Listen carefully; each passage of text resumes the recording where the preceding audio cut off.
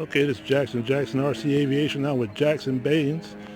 He's at the Hagerstown Pegasus Air Club, and he's going to tell us about how he got here and what he does. Go ahead. All right, so hi, I'm Jackson Baynes. I fly IMAC and 3D. What I'm here for today. Today I brought my Hanger9 Viking. I've had about today put about 15 flights on the airplane. Just to go over how what's set up. It's set up on DA 100, not the L version, so it's the heavy version. But it pulls the airplane around pretty good. It's spinning a 28 by 12 Falcon carbon prop. And it's guided by JR servos. Okay. 12 channel power safe receiver. Overall, this airplane is probably the best flying thing I have. It's like hands off. It draws lines perfectly for IMAC. It does some good 3D. Now, although as a biplane, because it's a biplane, it's a lot different from your average monoling like an Extra or an Edge or something like that. This is definitely something that if this was redesigned the same way it is, just lighter, it'd definitely be a top competitor now in the 3D world with airplanes and everything. The plane itself, make, model.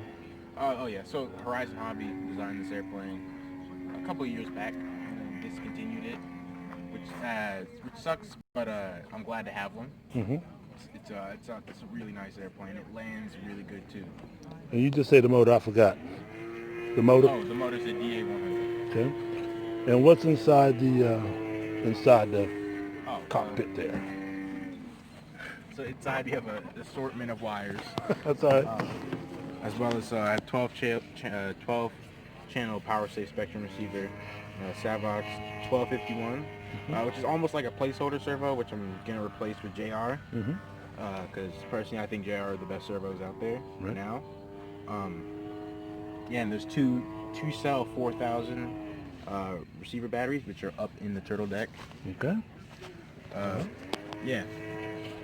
Now, do you do a lot of IMAC, or you travel around? This is my second year flying. Okay. IMAC. I'm in the basic class still, but I think that comparing on how I did today versus last year or my last competition, I think that if I can fly like this a lot better, I'll be able to move up to my next class for IMAC and hopefully get an airplane more designated for IMAC, or just stick with this. Well, let me ask you this: if you were to help somebody get to IMAC, what would you have them start? Well, for me, basic class, you can use any airplane you want, any fixed wing at least. So you can use, there's a 74-inch laser. You can use anything. You can use an electric or gas powered.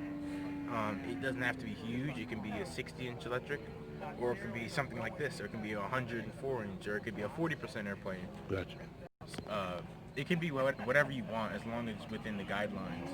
And the best way to practice IMAC is getting the sheets, getting your sequences for that year, and getting on the sim and practicing, having somebody teach you the basics of IMAC, the main points, why it can make you a better pilot, and how it does make you a better pilot. Gotcha. Overall, and getting out to the field and actually practicing Good. IMAC. Well, Jackson Baynes, I want to thank you for showing up at the Pegasus RC Club.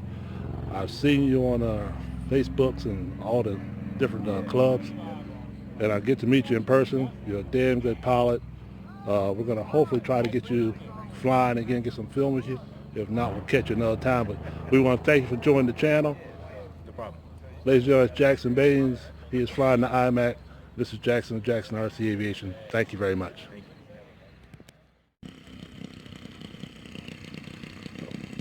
It's Jackson RC Aviation. This is Jackson Baynes doing the basic IMAC routine.